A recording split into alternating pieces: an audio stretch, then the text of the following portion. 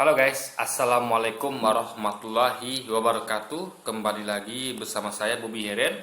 Kali ini saya ingin mengomentari sebuah video dari Luis Presito yang berjudul Kristen Protes, Paman Sugi dapat 72 dedari, iri bilang bos.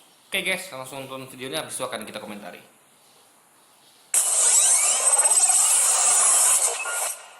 Orang-orang Kristen ini protes ketika pria muslim mendapatkan 72 bidadari.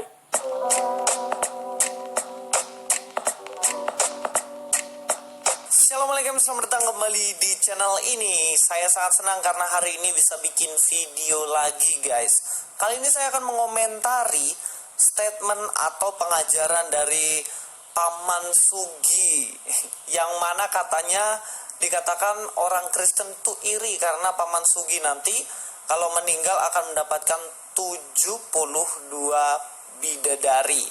Nah, apakah benar sebenarnya kita ini orang Kristen tuh iri? Bentar. Ini apa namanya?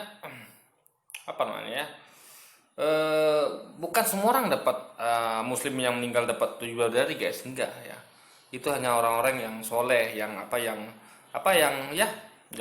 jihad dan Allah gitu, yang mati syahid gitu. Jadi nggak semuanya ya. Jadi kalau Anda tidak Katolik itu Anda tidak dapatkan segitu gitu. Itu yang perlu dipahami pertama. Jadi sebelum kita lanjut videonya ya. Karena mereka mendapatkan itu dan kita tidak. Nah, ini butuh diklarifikasi guys. Jangan sampai dibilang bagaimana orang Kristen protes karena mereka dapat dan dalam Kristen sendiri enggak. Sebelumnya buat kalian semuanya yang mau tergabung dalam grup Telegram komunitas saya di situ, silakan klik link di bawah. Di situ Telegram saya, kita bisa kumpul di situ untuk saling sharing, atau teman-teman yang mau kasih bahan silahkan kasih masuk di situ. Jangan lupa untuk gabung di grup Telegram saya. Oke, kita langsung aja nonton videonya. Dimana di status Facebook itu saya menanggapi fitnahan orang-orang Kristen yang mengatakan pria muslim itu mendapat jatah ya, mendapat bidadari 72 orang. Itu saya menulis orang-orang Kristen ini protes ketika pria muslim mendapatkan 72 bidadari. Bagaimana dikatakan bagaimana orang-orang Kristen ini protes karena orang muslim dapat 72 bidadari. Tapi yang lucu sebelumnya dikatakan fitnah. Bagaimana orang Kristen fitnah katanya karena orang Islam dapat 72 bidadari. Tapi yang kemudian kok dibilang protes, tapi saya nggak mau pusing sama yang fitnah. Udah biasa kami dibilang pemfitnah. Karena fakta memang gitu guys ya. Coba Anda lihat ya, orang-orang Kristen ini mengatakan kalian pesta seks, kalian berzina dengan 72 bidadari gitu, dengan bidadari gitu. Ini kan memang mereka ikut campur dengan urusan dari ajaran agama Islam gitu. Padahal ini tidak ada dalam kitab mereka. Tapi kebedakan ya, kalau umat Islam membahas tentang Alkitab itu ada relevansnya, karena Alkitab itu juga dibahas di Al-Quran. Di Al-Quran itu ada kisah-kisah tentang kitab-kitab sebelumnya, Taurat, Zabur, Injil, ya kan, juga tentang nabi-nabi yang ada di Alkitab itu dibahas di Al-Quran gitu. Jadi sekali lagi ya, kalau Muslim membahas tentang Alkitab itu masih wajar, atau ajaran Kristen itu masih wajar, karena itu yang dibahas di Al-Quran juga gitu. Tapi ketika orang Kristen membahas tentang Al-Quran itu nggak wajar, karena Al-Quran tidak terdapat di atau tentang Muhammad itu nggak terdapat di kitab, kecuali kalau bahas tentang Yesus itu masih ada di Al-Quran. Tapi kalau bahas Muhammad itu nggak nyambung, karena Muhammad tidak ada di Alkitab gitu, meskipun ada nubuatannya yang tidak, itu pun tidak mereka akui gitu kan. Nah, itu masalahnya. Jadi memang orang Kristen ini banyak yang mengejek atau mencaci maki, menuduh kalau umat Islam itu nanti pesta seks gitu, berzina gitu. Dengan alasan mereka adalah kalau lebih dari satu itu zina gitu. Nah, mereka nggak paham tentang poligami, mereka nggak paham. Itu nggak semua orang Islam tuh bisa melakukan itu gitu. Karena itu adalah syariat tertinggi. Gimana isyaratnya berat sekali guys. Jadi nggak sembarang orang Islam yang bisa melakukannya bisa. Tapi untuk taat dan betul gimana ya? Kayak orang misalnya, kayak orang itu dikasih jabatan presiden, semua orang bisa jadi presiden, bisa. Anda tinggal ke pemilu jebol gitu. Masalahnya adalah ketika ada presiden, apakah Anda bisa mengelola negara, itu yang dimasalah. Sebenarnya kalau poligami, semua orang bisa poligami, ya. Orang bodoh pun bisa poligami, ya. Cuma masalahnya adalah ketika dan berpoligami bisa nggak menjalankan Anda tanggung jawab itu, aturan-aturannya. Nah, ini sama kayak tadi, semua orang bisa jadi presiden, bisa, Anda tinggal ikut pemilu, cari dukungan segala macamnya. Tapi ketika Anda jadi presiden bisa nggak Anda mengelola negara ini dan menanggung amanah? Nggak bisa semuanya kan, hanya orang tertentu saja. Nah, sama dengan orang poligami guys. Jadi tapi bagi mereka poligami itu adalah zina. Jadi Anda nikah dengan bidadari itu zina gitu. Pesta seks dan hinain yang lainnya. Padahal mereka ngerti tentang hal itu. Nah itu bukti kalau memang mereka ini protes. Kalau Anda tidak protes, kalau Anda tidak ngurusin, kenapa Anda ngomongin tentang itu, ya kan? Ya kan? Itu kalau berlaku menurut Kumaladin. Anda boleh bahas tuh ya. Bahas tentang umat Islam itu ya. Hadis Islam itu khusus tentang misalnya nabi-nabi yang ada sebelum Nabi Muhammad. Karena itu juga ada di Alkitab Anda gitu. Atau misalnya ya tentang nabi-nabi lah pokoknya. Tapi kalau bahas tentang Nabi Muhammad atau tentang yang nggak ada di Alkitab Anda seperti misalnya beda di surga, itu nggak boleh bahas gitu. Nah, jadi ada orang yang aneh bilang guys, Muslim membahas Muslim membahas Kristen boleh, ya boleh, karena ada dalam Quran dijelaskan tentang Kristen itu ajaran penyimpangan ajaran Nabi Isa itu ada dijelaskan gitu, dan nabi-nabi yang kita tuh semua dijelaskan di Quran gitu. Yesus, Nabi ini Isa dan segala macamnya gitu guys, itu semua dijelaskan di Quran. Jadi jangan aneh dengan itu. Ketika Muslim bahas kita tuh nggak aneh. Yang aneh ketika orang Kristen membahas tentang Quran yang nggak ada hubungannya dengan Alkitab mereka, seperti dengan Nabi Muhammad atau syariatnya beberapa seperti poligami gitu. Itu nggak ada, atau bidadari surga. Nah, poligami pun sebenarnya ada poligami ya, ada. Cuma mereka tidak mengakui itu gitu. Karena para nabi Alkitab pun juga poligami. Bahkan ada aturan yang mengatakan jika kamu beristri lebih dari 2, maka hak waris akan jatuh kepada anak dari yang sulung dari saya lupa itu. Yang penting ada aturan tentang poligami apabila kamu beristri lebih dari 2 gitu, dan itu adalah tentang warisan gitu guys. Jadi sekali lagi kalau ada aturannya berarti dibolehkan poligami gitu. Karena kalau nggak mungkin dibuat aturan poligami kalau nggak boleh gitu kan. Misal tidak boleh berzina gitu kan. Nah, kenapa dibuat aturan berzina? Jika kamu berzina maka kamu berzinalah dengan wanita yang cantik. Nah, berarti kan boleh berzina gitu kalau dibuat aturan seperti itu. Tapi kalau memang nggak boleh berzina kan nggak ada aturan tentang itu.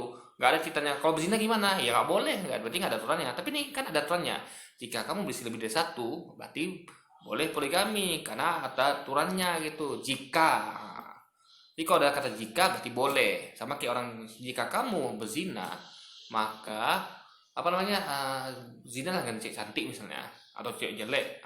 Berarti kalau ada kata jika berarti ada pembolehan melakukan itu. Makanya dikasih aturan kalau atau jika lebih dari 1 gitu guys. Tapi padahal ya begitulah ya. Tapi bagaimana di sini Paman Sugi itu bilang, katanya orang Kristen protes. Apakah benar kami protes mereka mendapatkan itu? Sama sekali nggak protes guys.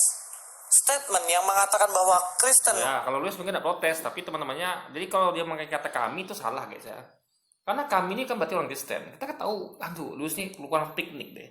Coba Anda lihat di mana-mana, bukan hanya di kolom komentar saya ya, konten itu pun ada gitu, orang Kristen bahas tentang bidadari surga. Itu berarti kalau Anda tidak protes, kenapa Anda bahas tentang itu gitu loh. Kalau Anda tidak protes, Anda tidak peduli, ya udah nggak usah urusin itu gitu, nggak usah bicarakan itu. Tapi kan banyak orang Kristen yang bikin konten tentang dari surga lah, poligami lah gitu kan, mencaci maki, menghina poligami, bidadari, itu fakta loh. Komentar saya juga banyak gitu. Jadi kalau lu oke lah, tapi dia salahnya dia tuh memakai kata kami, dan dia membela orang Kristen gitu. Kalau dia sendiri mungkin bisa lah, tapi orang Kristen tuh faktanya seperti itu. Ini Luis ini termasuk melakukan pembodohan publik guys ya. Padahal dia tahu dia nggak ngerti dia apa dia tahu apa tidak tahu, apa dia tidak melihat banyak konten YouTube yang banyak menghina Islam dengan konten bahas tentang dari surga atau poligami, padahal itu tidak ada dalam ajaran Kristen. Itu ada Luis, banyak sekali gitu. Anda ini kurang piknik kayaknya ya.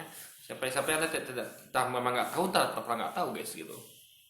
Protes kalau Paman Sugi dapat jatah 72 bidadari itu tidak benar guys. Kenapa tidak benar? Ya karena itu kan ajaran Anda dan iman Anda. Itu ajaran Anda. Terserah aja kalau Anda mengimani nanti di surga dapat 72 bidadari. itu terserah Anda. Saya tidak berhak protes dan saya tidak mau juga untuk protes. Makanya di video ini saya juga mau memberikan statement lah untuk teman-teman Kristen semuanya, ya ngapain kita protes?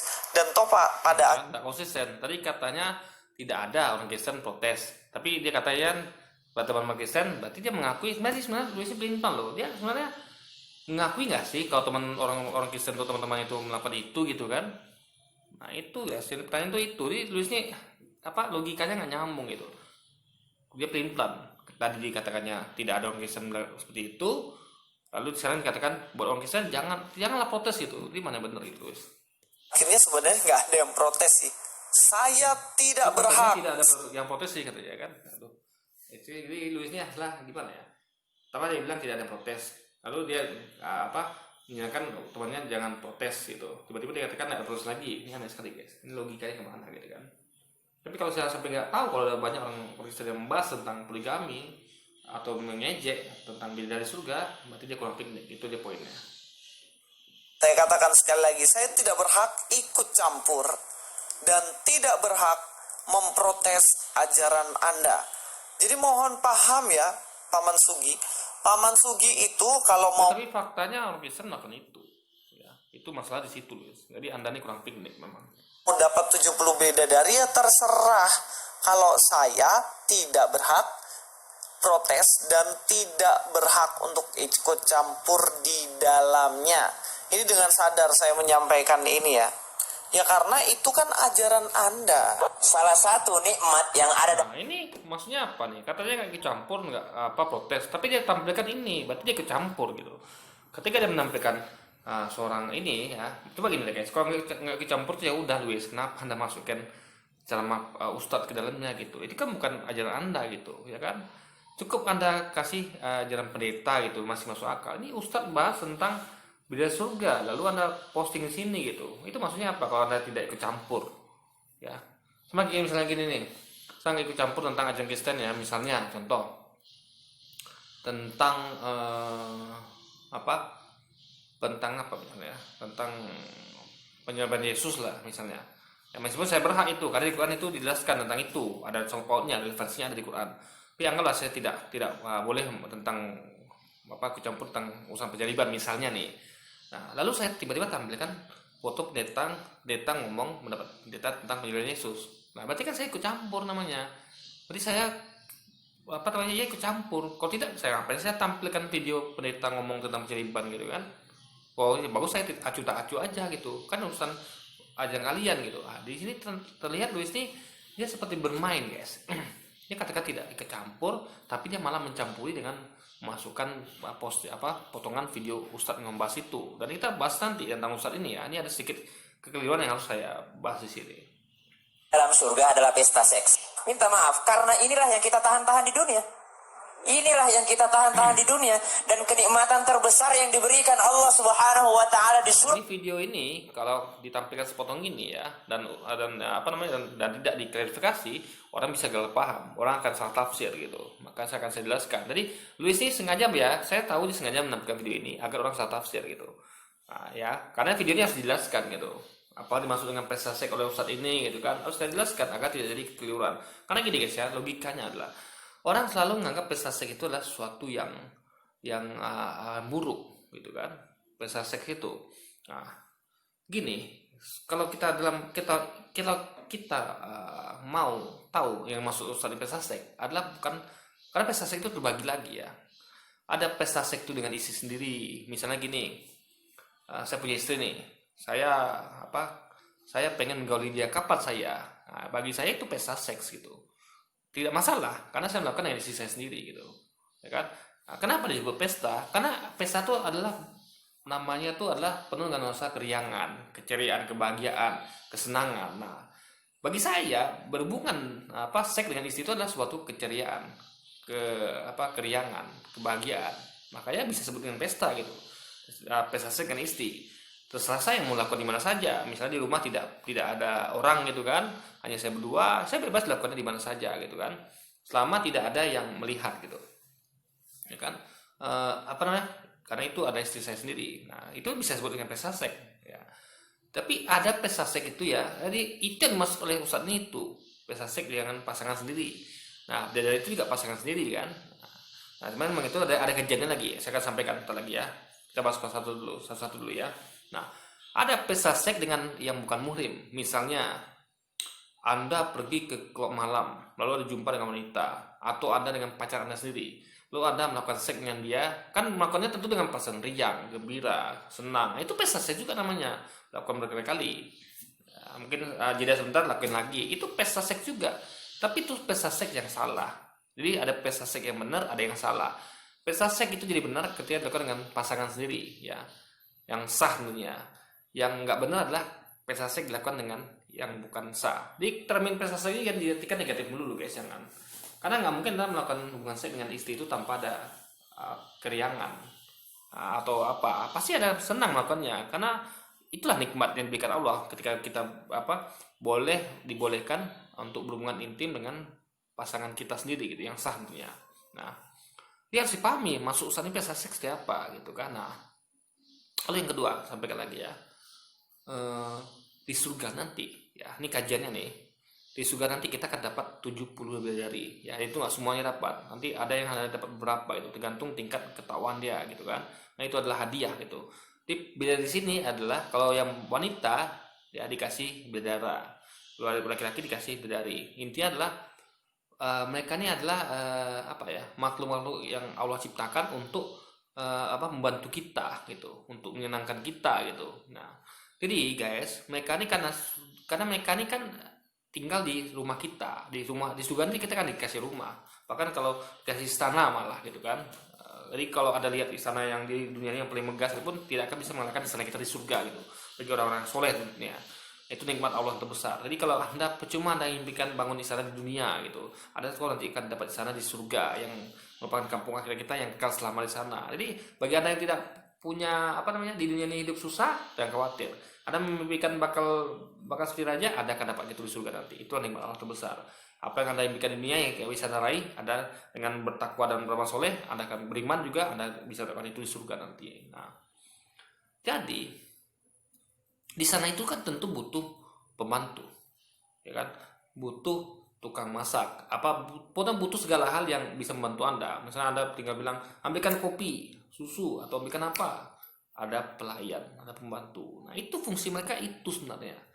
Nah, cuman agar tidak menimbulkan fitnah ya, kan tentu nggak enak kalau di rumah itu mereka mereka ini adalah pembantu tapi dikasih ganteng pula, cantik pula gitu kan, yang luar biasa cantik dan gantengnya gitu.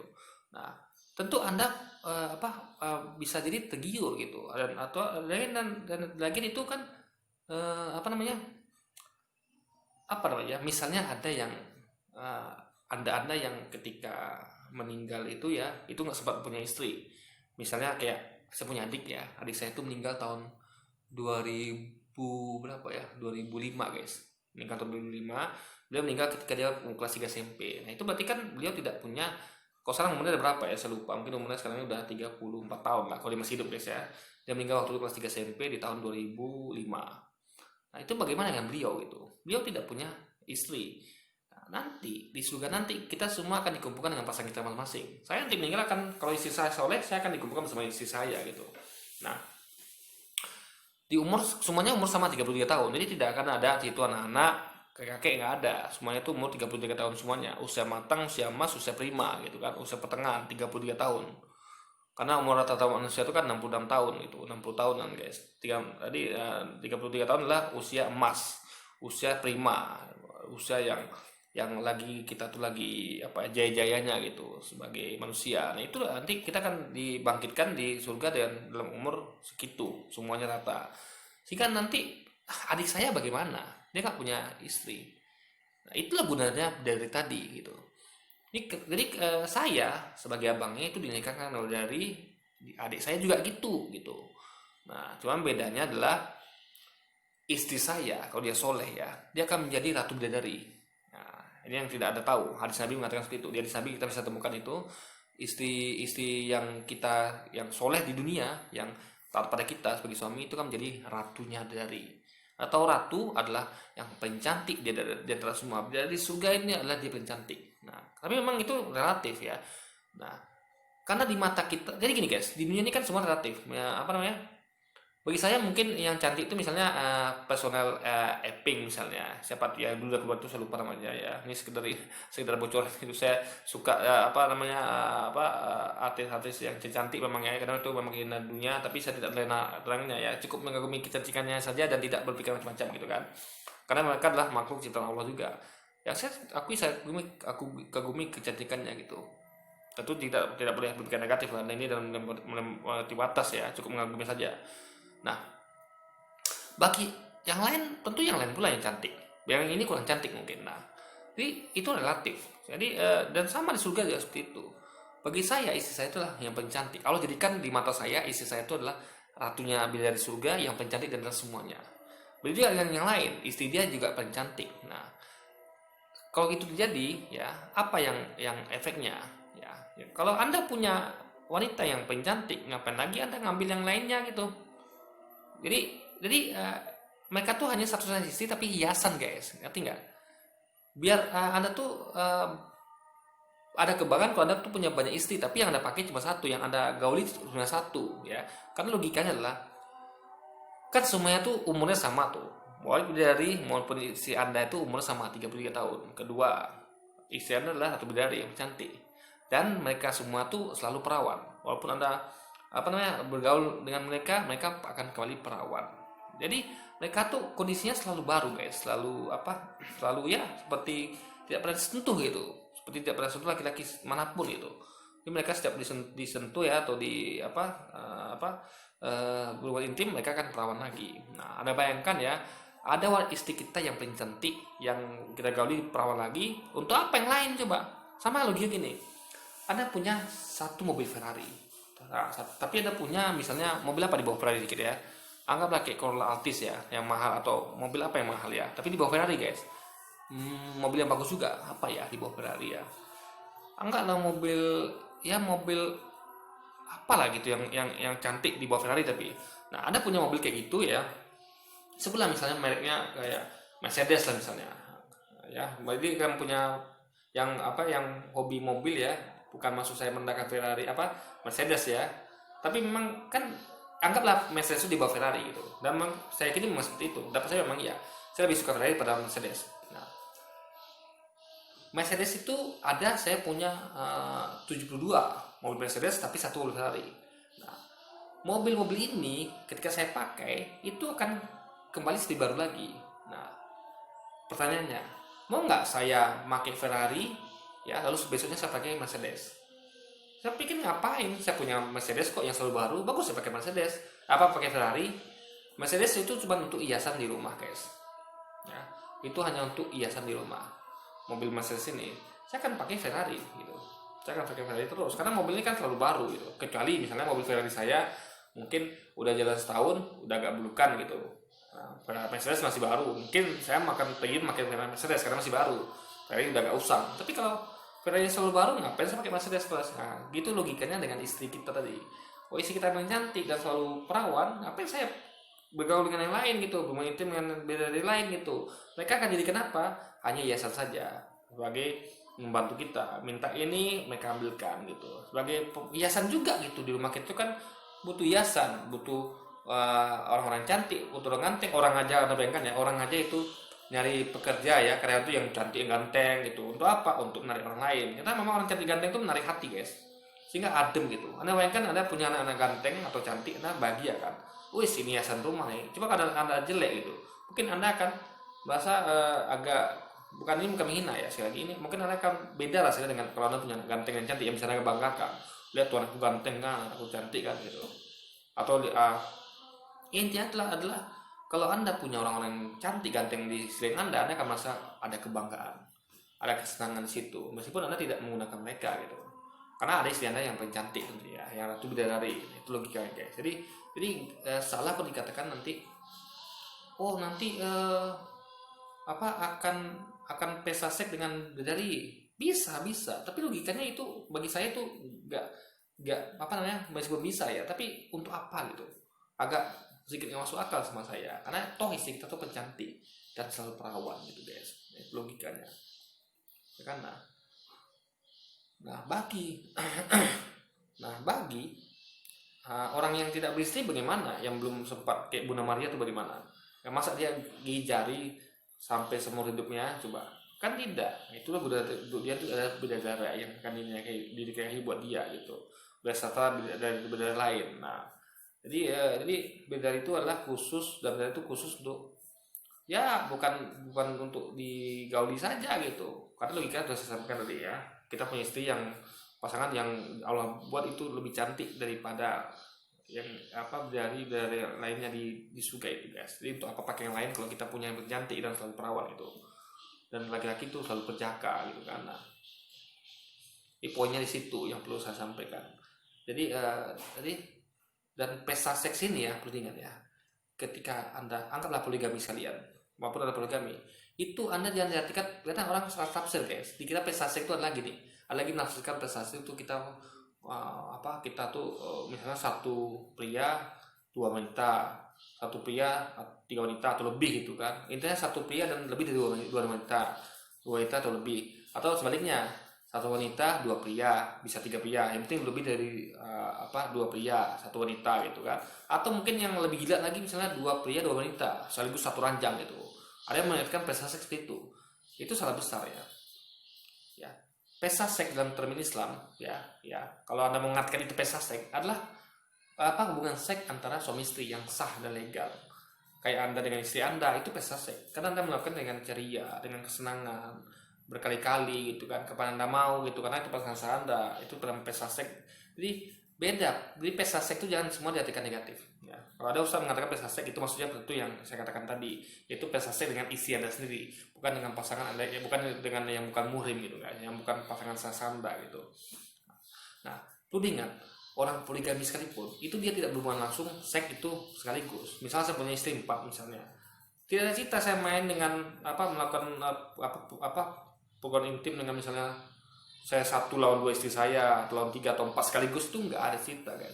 Semua itu digilir, semuanya harus mendapatkan porsinya. Misalnya gini, saya kasih porsi misalnya di rumah istri pertama saya 1 hari, di rumah istri kedua 1 hari, 3, 4 1 hari. Saya kasihkan haknya 1 hari, 1 hari, 1 hari. Atau kalau sama lebih lama 7 hari 7 hari, di rumah istri pertama saya 7 hari, lalu saya pindah ke istri kedua 7 hari. Nah, gitu, bukan sekaligus gitu guys. Ya kan? Karena bagaimanapun mereka pasti butuh nafkah batin juga gitu kan. Karena mereka kan kita nikahi kan, mereka bukan cuma ada kebutuhan lahir gitu. Nah, ada juga kebutuhan batin gitu kan. Nah, jadi bukan yang diartikan mentang-mentang punya 4 istri langsung kita gauli semua sekaligus, enggak. Jadi ada orang yang salah mengerti tentang pesta seks dalam Islam itu bukan seperti itu, tapi dengan isi yang sah saja gitu, dan itu pun nggak sekaligus, tapi ada pembagian waktunya gitu. Ya kan, jadi Anda harus mengerti termin pesta seks itu apa gitu, karena semua orang tuh beda tafsir tentang itu. Adalah pesta seks. Kenapa? Karena ini yang disuruh tahan di dunia oleh laki-laki. Laki-laki disuruh menahannya, lagi musim panas gitu ya. Gitu kan, perempuan ini kuat sebenarnya. Saya tidak setuju kalau dibilang perempuan lemah. Laki-laki kalau naik pesawat itu pakai jaket. Perempuan kalau naik pesawat itu pakai tank top. Masya Allah kuatnya. Masya Allah kuatnya. Kalau lagi dingin mereka pakai pakaian seksi. Masya Allah, kita ini pakai jaket, pakai apa segala macam, mereka yang kuat. Nah, ini yang kita disuruh sama Rasulullah, disuruh sama agama untuk menundukkan pandangan di dunia. Kenapa disuruh menundukkan pandangan di dunia? Kenapa Allah siapkan seks di surga? Karena inilah yang selama di dunia kita tahan. Ya, jadi. Nah, gini maksudnya gini guys.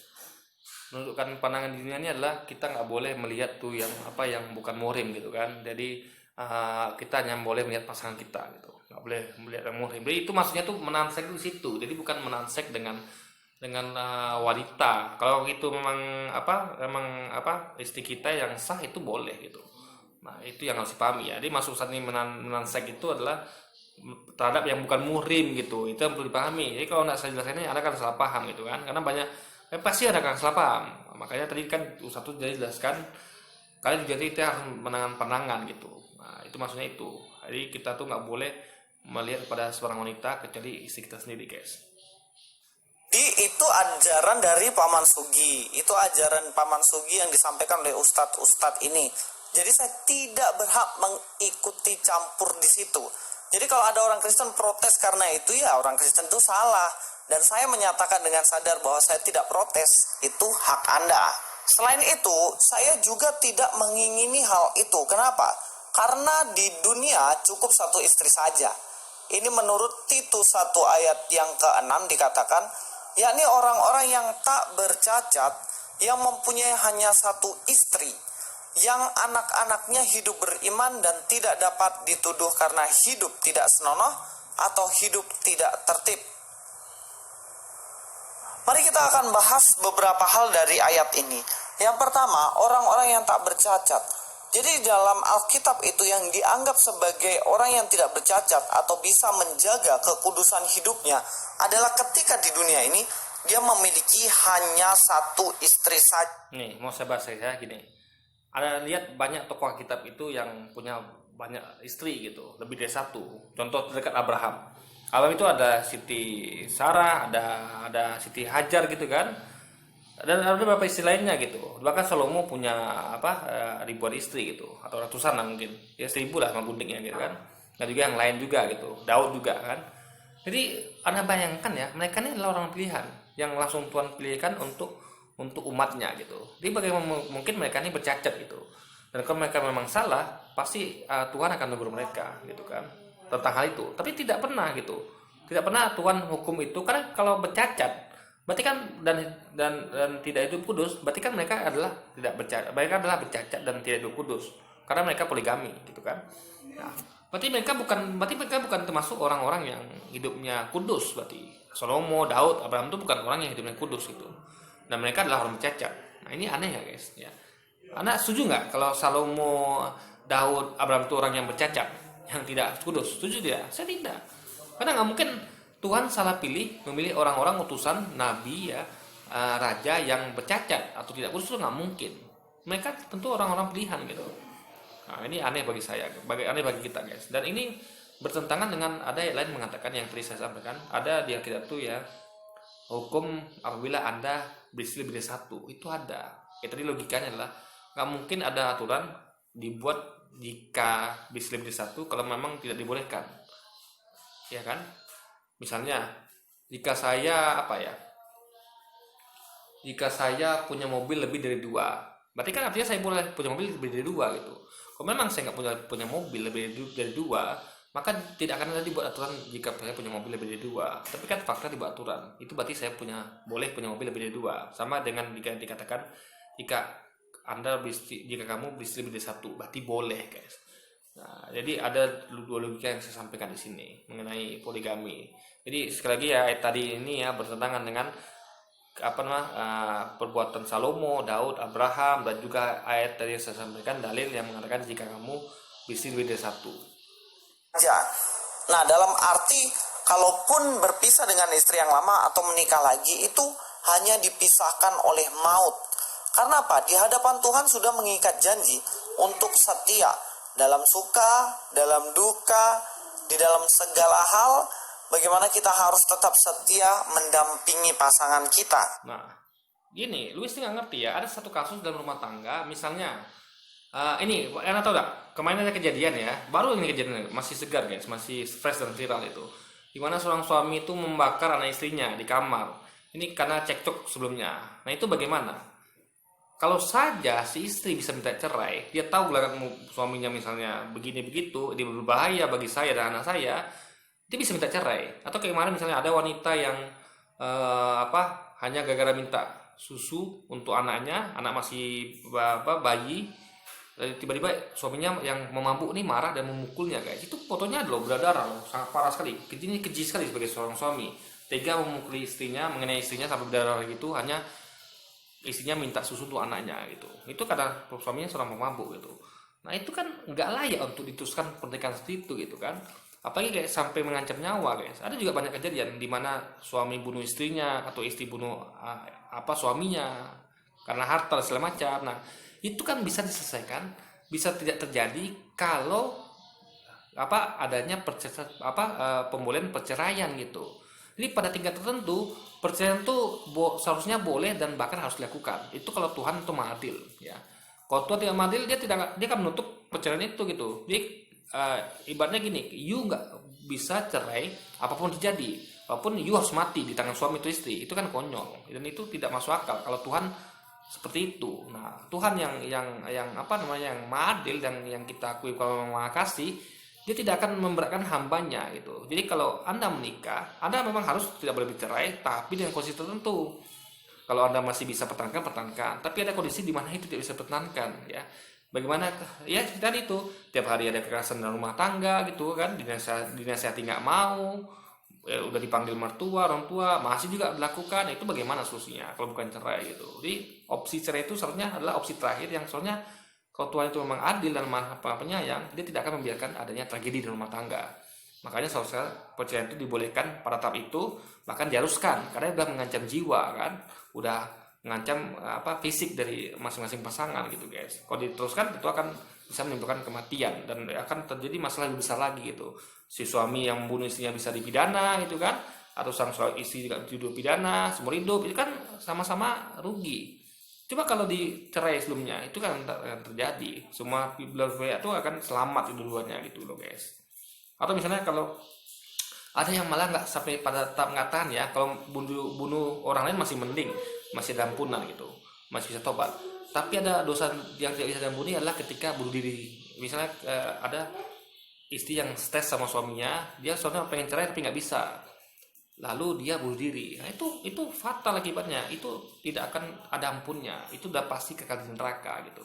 Jadi hukum bunuh diri itu adalah hukum yang paling tidak boleh dilakukan, dan itu memang sangat besar dosanya, tidak akan ada ampunnya, yaitu ada akan kekal di neraka jahanam kalau Anda bunuh diri.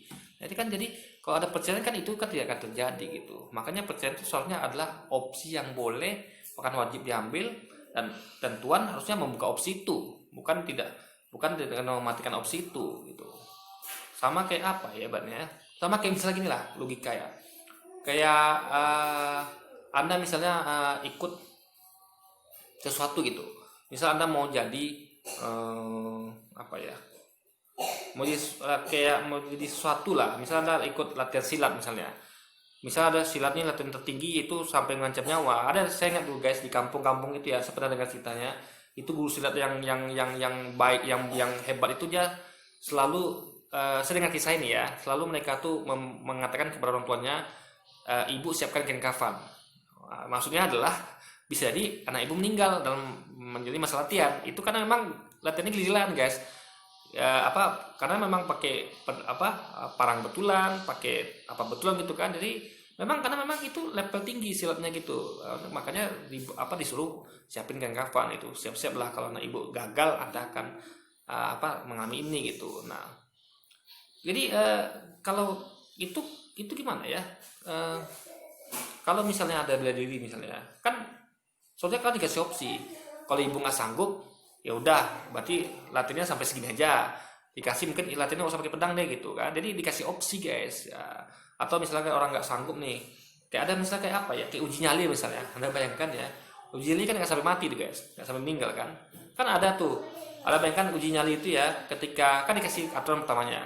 Nanti Anda dulu sana ya, gelap-gelapan sendirian ya, kru nggak ada di situ. Nanti kalau Anda nyerah, lambaikan tangan. Nah itu berarti masih baik kan krunya kan? Coba Anda bayangkan ya, kru katakan gini misalnya, nanti kamu uji nyali di sana, ketika kamu nyerah, kamu boleh angkat tangan, kamu situ ya terus itu sampai pagi.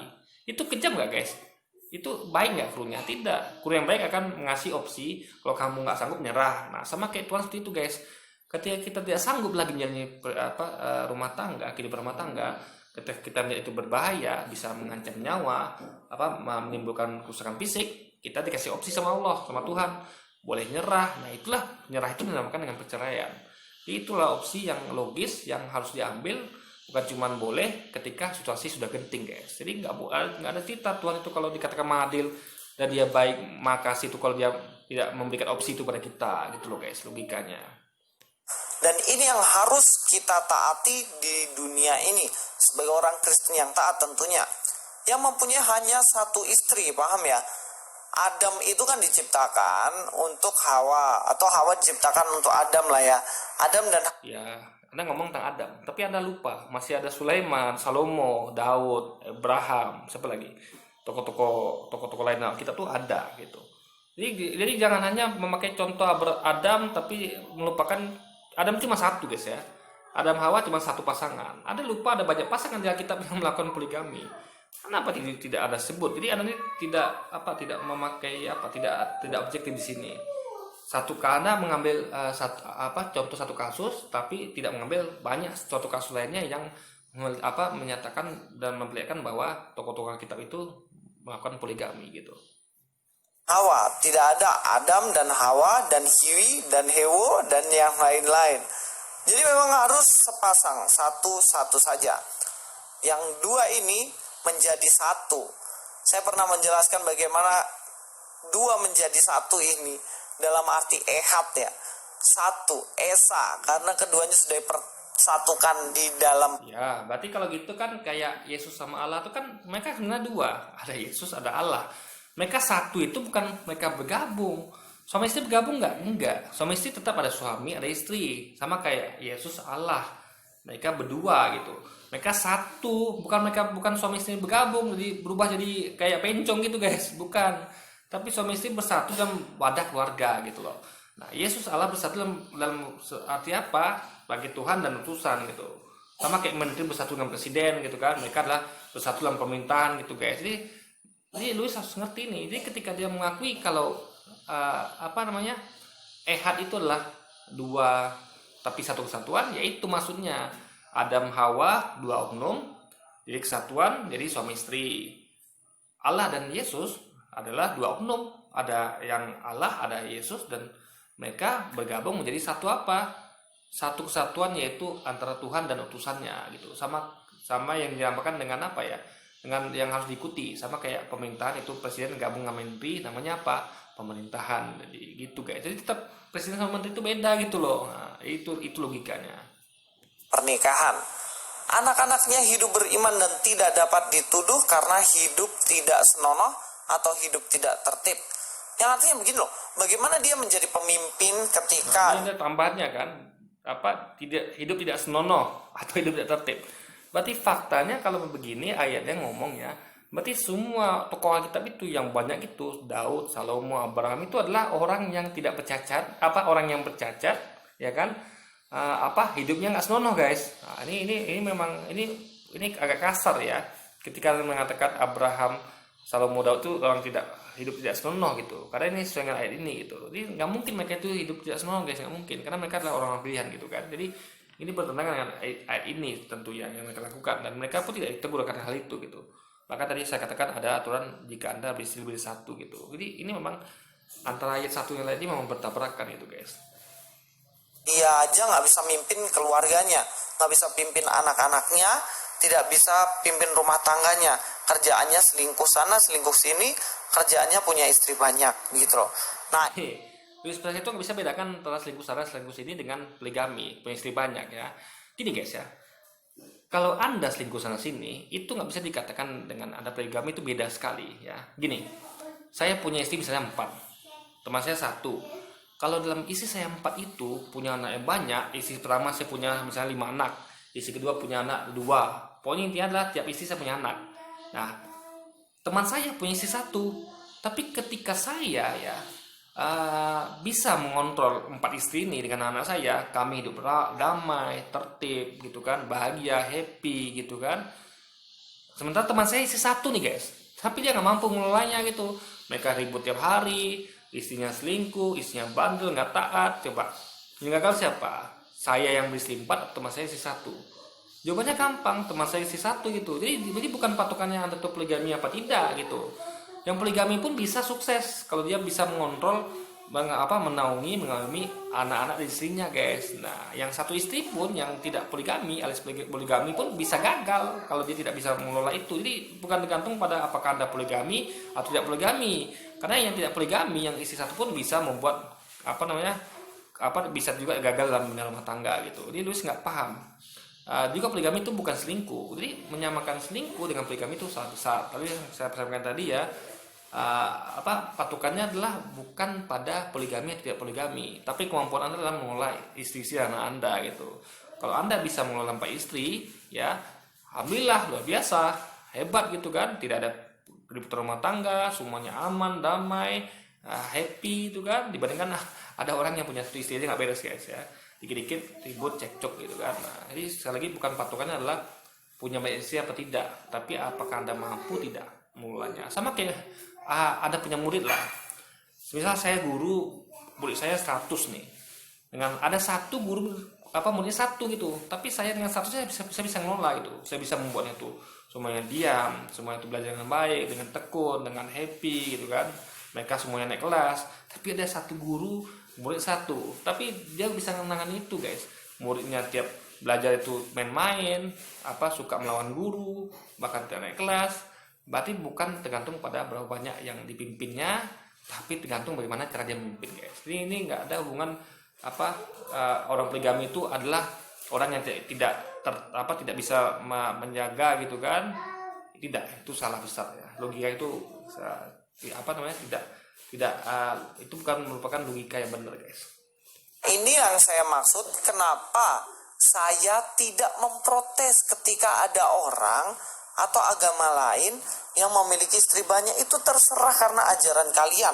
Karena di dalam ajaran Kristen sendiri, di mana harus memiliki hanya satu istri. Ya, tapi tadi kan yang Anda katakan kalau istrinya lebih dari 1 itu kan tidak tertib, dan itu kan berarti kan udah mencampuri gitu. Ya kan, berarti Anda sudah ikut campur di situ. Gitu loh. Jadi Luis ini dia nggak sadar, saya nggak sadar dia sebenarnya mencampuri gitu. Tapi sok-sokan ngaku tidak mencampuri gitu. Ini dia nggak sadar dengan apa yang dilakukan sekarang ini guys. Istri saja. Selain itu, jika di dunia hanya harus memilih 1 istri, di akhirat pun saya nggak mau nambah istri juga gitu loh. Ngapain saya protes ketika ada orang mendapatkan 72 bidadari surga? Karena kalau kami sih memang tidak bisa nambah. Saya juga nggak mau nambah juga di surga, nambah istri. Istri 1 di dunia, terus ke surga saya minta nambah jatah sama Tuhan. Tuhan kasih saya tambah ke istri supaya istri saya makin banyak. Enggak, karena di akhirat pun saya nggak mau nambah istri. Kenapa? Di dalam Matius 22 ayat 29-30, Yesus menjawab mereka, kamu sesat, sebab kamu tidak mengerti kitab suci maupun kuasa Allah. Karena pada waktu kebangkitan orang tidak kawin dan tidak dikawinkan, melainkan hidup seperti malaikat di surga. Jadi menurut Tuhan Yesus, surga itu tidak ada kawin mengawin. Di sana sudah nggak ada lagi kawin mengawin. Nah, konteksnya kita akan bahas. Sebelum masuk ke bagian ini supaya kita paham, kita akan bahas konteksnya. Oke ya? Karena ayat Alkitab kalau nggak dibahas secara konteks akan bingung. Kita mulai dari Matius pasal 22 ayat 23. Pada hari itu datanglah kepada Yesus beberapa orang Saduki. Jadi yang terkenal kelompok pada waktu itu yaitu Farisi, Saduki, dan Herodian. Herodian itu pengikut-pengikutnya Herodes. Farisi itu orang yang memisahkan diri untuk hidup kudus. Dan Saduki adalah kelompok juga yang mana mereka tidak percaya bahwa kalau orang mati nanti masih ada surga atau neraka. Orang Saduki tidak percaya itu. Makanya dikatakan di sini yang berpendapat bahwa tidak ada kebangkitan. Jadi orang Saduki tidak percaya itu. Lalu mereka bertanya pada Yesus, dikatakan begini, Guru, Musa mengatakan bahwa jika seorang mati dengan tiada meninggalkan anak, saudaranya harus kawin dengan istrinya itu. Jadi maksudnya gini, saya punya istri, lalu saya punya adik. Begitu saya meninggal, yang harus menikahi istri saya itu, yang saya sudah tinggalkan meninggal, adalah adik saya. Begitupun seterusnya. Lalu dikatakan di sini, saudaranya harus kawin dengan istrinya itu dan membangkitkan keturunan bagi saudaranya itu. Tetapi di antara kami ada 7 orang bersaudara. Jadi ada 7 orang bersaudara. Yang pertama kawin, tetapi kemudian mati. Dan karena ia tidak mempunyai keturunan, ia meninggalkan istrinya itu bagi saudaranya. Demikian juga yang kedua, yang ketiga sampai yang ketujuh. Jadi dari yang kedua sampai ketujuh itu meninggalkan istrinya itu. Jadi kalau di dunia itu secara catatan sipil mungkin ya, berarti ada 7 suami dari perempuan itu kan. Iya kan? Lalu ditanya begini, dan akhirnya sesudah mereka semua, perempuan itu pun mati. Jadi perempuan itu mati. Lalu ditanyalah sama orang-orang ini, siapakah di antara ke-7 orang itu yang menjadi suami perempuan itu pada hari kebangkitan? sebab mereka semua telah beristrikan dia. Nah, siapa suaminya di surga? Siapa suaminya di akhirat? Kan ada 7 tadi. Mana yang sah? Mana yang suaminya? Nah, disinilah Yesus menjawab, kamu sesat. Sebab kebangkitan orang mati itu setelah itu tidak ada kawin dan tidak dikawinkan. Jadi sudah tidak ada kawin mengawin di surga nanti. Itu dalam ajaran Kristen. Jadi kalau orang Kristen protes mereka mendapatkan 72 bidadari di surga, itu orang Kristen yang tidak tahu pengajaran dalam Alkitab. Itu namanya sesat orang Kristen itu. Sebab jika kita orang Kristen, ngapain kita pengen, ngapain kita protes? Kalau orang lain dapat, itu terserah Anda. Dan kita sebagai orang Kristen percaya bahwa di dunia 1 istri aja, di surga nggak nambah lagi, dan tidak ada kawin mengawin lagi di sana. Tonton guys ya, ini guys nggak paham nih, antara nggak nambah lagi dan nggak ada kawin ngawin itu beda loh guys ya. Jadi gini, kalau nggak nambah lagi berarti Anda kawin ya, karena Anda punya istri yang sah di dunia gitu ya kan. Kalau Anda tidak kawin mengawin berarti kan tidak ada istri gitu, karena tidak ada kawin mengawin di sana. Karena apa namanya ya, kawin dan mengawin itu adalah status gitu. Misalnya Anda kawin nggak kawin gitu, itu status. Jadi kalau surga tidak ada kawin dan mengawinkan, berarti nggak punya istri. Itu logikanya. Berarti yang Anda punya di dunia istri itu di surga tidak lagi ada kawin mengawin guys. Tidak ada lagi, bukan, jadi beda sama nambah ya, beda. Jadi di surga itu ya, jadi makanya inilah di perdebatan menarik waktu itu saya pernah, dan di perdebatan di Facebook juga pernah ya, orang membahas ini gitu kan. Logikanya kalau hidup seperti malaikat di surga ya, ini saya sering bahas nih. Malaikat itu kan hidup hanya berzikir, memuji Tuhan gitu ibaratnya. Kalau Kristen kan melihatnya itu sebagai memuji. Kalau Islam kan mungkin berzikir gitu, memuji Tuhan. Nah, mereka mungkin orang Kristen melihat itu sebagai memuji. Nah, Anda bayangkan ya, malaikat itu sepanjang waktu memuji Tuhan. Nah, jadi di mana letak kesenangannya coba?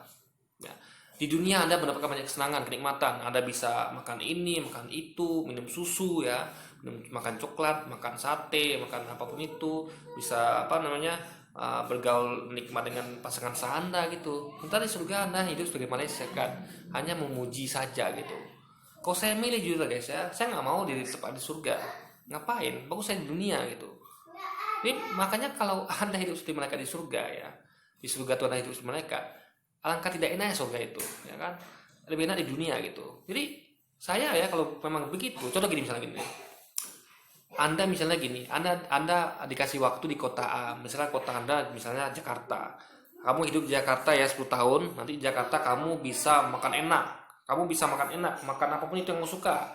Kamu boleh juga menikah, boleh. Nah, tapi nanti lepas 10 tahun, kamu akan tinggal di Papua. Di Papua kamu nggak boleh punya istri, kamu nggak boleh makan enak, kamu hanya memuji saja. Nah, saya tentu akan berpikir, waduh, gak enak dong tinggal di Papua. Ngapain gue di Papua? Enak saya di Jakarta aja, bisa nikah, punya istri, bisa bisa bergaul dengan istri, bisa apa lagi? Bisa makan minum enak gitu kan, yang halal tentunya.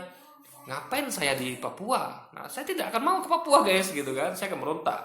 Jadi saya akan karena waktu 10 tahun, saya akan berusaha menikmati 10 tahun itu dengan sebisa mungkin, dengan semaksimal mungkin. Karena saya tahu nanti selepas itu saya hidup di Papua gitu guys. Nah, itu sama kayak gini gitu. Jadi surga itu di ayat ini sangat tidak enak gitu. Karena kenikmatan itu didapat di dunia, di surga nggak dapat lagi gitu. Karena jadi di surga kan nggak ada kawin kan nggak ada gitu kan. Kerjanya memuji Tuhan saja, karena itulah kerja malaikat tuh hanya memuji Tuhan gitu. Nah, jadi orang kan milih lebih baik di dunia daripada di surga gitu. Yang pertama. Yang kedua adalah kalau memang di surga hanya memuji Tuhan, di dunia pun bisa kita lakukan guys. Anda memuji Tuhan gampang ya. Anda tinggal memuji Tuhan tiap hari ya. Ya Tuhan yang baik. Kalau saudara kita Kristen kan tinggal nyanyi. Anda nyanyi 24 jam memuji Tuhan gitu. Anggaplah Anda ngantuk atau makan. Nah, Anda punya kebutuhan lain. Nah, lepas itu kan Anda bisa memuji Tuhan gitu. Jadi apa yang dilakukan di surga tuh bisa dilakukan di dunia gitu. Jadi pertanyaannya adalah kenapa harus tunggu di surga kalau di dunia bisa dilakukan. Nah, itu yang masuk akalnya guys gitu. Kalau alasannya hanya untuk memuji Tuhan sebagai malaikat, Ya, di dunia Anda bisa melakukannya gitu, nggak nunggu sini nunggu surga. Itu logika yang kedua gitu. Jadi selagi guys ya, ini saya ini nggak masuk akal gitu, nggak masuk logika gitu, ya kan? Saya lebih milih jujur, lebih memilih di dunia. Saya kan kalau gitu, saya kan di dunia saya akan maksimalkan itu, karena di dunia lah saya bisa mengecap kenikmatan, bisa makan minum enak, bisa apa namanya, bisa menikah gitu kan. Di surga nanti kan nggak bisa lagi, kita hanya seperti malaikat yang kerjanya hanya muji Tuhan, nggak enak banget nanti berarti guys. Jadi soalnya kita kan tahu surga itu adalah hadiah ya atas orang-orang yang di dunia ini. Jadi gini gitu logikanya lah, ngapain Anda berbuat baik di dunia? Anda bantu orang, Anda sedekah, Anda apalagi ya, intinya Anda tuh berbuat kebaikan. Ada misalnya ada ke gereja atau ke masjid gitu beribadah untuk apa? Kalau di hadiahnya cuman seperti malaikat nanti, cuman memuji Tuhan gitu. Jadi orang akan berpikir ngapain saya berbuat baik di dunia gitu coba kalau nggak dapat hadiah gitu. Jadi hadiah itu di surga tuh kenapa dikasih kenikmatan sama Tuhan? Logikanya adalah supaya di dunia kita berlomba-lomba untuk menabung, untuk berbuat baik, untuk mengerjakan amal soleh, sehingga nanti kita akan dikasih ganjaran kenikmatan di surga. Semakin ada beramal soleh, ganjaran di surga akan semakin besar. Itu logika. Jadi orang akan berlomba-lomba mengerjakan kebaikan itu. Sama kayak gini lagi ini ya. Misalnya nanti gini. Anda punya anak misalnya nih. Anda punya anak. Nah, nanti kamu konek kelas nih, ya ibu pertama mengatakan, kamu nanti konek kelas, kamu akan kerja kamu hanya seperti si Anu misalnya, kerjanya adalah memuji ibu gitu. Nah, ya kan? Nah, ibu kedua mengatakan, nah kalau kamu nanti lulus sekolah dengan ranking bagus, kamu akan ibu berikan sepeda gitu. Nah, yang mana yang belum lama belajar setelah itu? Tentu anak yang dijanjikan sepeda kan? Dia kan semangat, wah nanti kalau sudah belajar rajin dapat nilai bagus, nanti saya akan kasih sepeda. Nah, pertama nggak semangat lagi tuh guys. Dia dengan itu kan ngapain nanti belajar capek-capek dapat ranking, hadiahnya cuma muji ibu gitu. Ini kan gak make sense itu guys. Saya akan protes itu, kalau anak pintar dia akan protes tuh. Ibu, kalau ibu bilang seperti itu, kalau ibu mengatakan nanti saya kalau lulus ujian tuh janjinya hanya muji ibu, saya bisa lakukan sekarang loh bu, saya bisa muji ibu sekarang nih, ibuku cantik apa baik, bisa. Ngapain saya nunggu naik kelas bu gitu kan? Jadi si anak tidak akan mau itu belajar guys, dia tidak akan mau belajar, dia kan ya udahlah gitu kan, toh hadiahnya tidak enak gitu kan, hanya muji ibu gitu. Nah, anak yang satu lagi yang dijadikan hadiah sepeda itu dia akan belajar giat, karena dia tahu hadiah sepeda. Nah itulah surga selesai guys. Hadiah terendah atas kita yang berjuang ya di dunia untuk beramal soleh. Orang akan berlomba-lomba mengerjakan kebaikan demi mendapatkan pahala di surga yang kenikmatan yang luar biasa, di surga yang tidak kita dapatkan di dunia gitu guys. Mudah-mudahan Paman Sugi tidak tersinggung. Mudah-mudahan Paman Sugi memahami bahwa kami tidak protes Paman Sugi. Silahkan nikmati. Iya, jadi Luis jangan pakai kata kami ya, karena Luis ini tidak mewakili teman-teman Kristen lainnya, karena faktanya teman-teman Luis itu melakukan itu gitu, dan bahkan Luis pun secara sadar juga melakukan itu. Katanya dia posting video Ustaz tadi, dan juga dia ngomong tentang tadi ya, kalau poligami itu begini-begini gitu kan. Itu dia sebenarnya dia tuh ikut campur gitu dan protes, tapi dia nggak sadar gitu guys. Ya kan, jadi sekali lagi Luis ini nggak gagal piknik, dia nggak tahu teman-temannya melakukan itu, dan dia pun secara sadar juga melakukan itu guys. Quotes atau hadiah yang diberikan oleh Tuhan kepada Paman Sugi. Intinya, teman-teman jangan salah paham dengan orang Kristen. Jangan dipikir kami protes-protes tentang hadiah itu. Kami tidak Buat salah paham Luis, itu memang fakta, dan Anda memang kurang piknik. Anda perlu lihat-lihat lah video-video yang membahas tentang itu, bagaimana orang Kristen itu bahas tentang poligami, nyindir, menghina poligami, dan dari itu ya banyak sekali ya orang Kristen melakukan itu. Jadi itu bukan salah paham, memang itu fakta Luis. pernah protes sama sekali. Terima kasih semuanya, Luis Prasetyo. Oke guys, jadi mungkin sekian dulu video kita kali ini. Sampai jumpa lagi di video-video selanjutnya. Wassalamualaikum warahmatullahi wabarakatuh.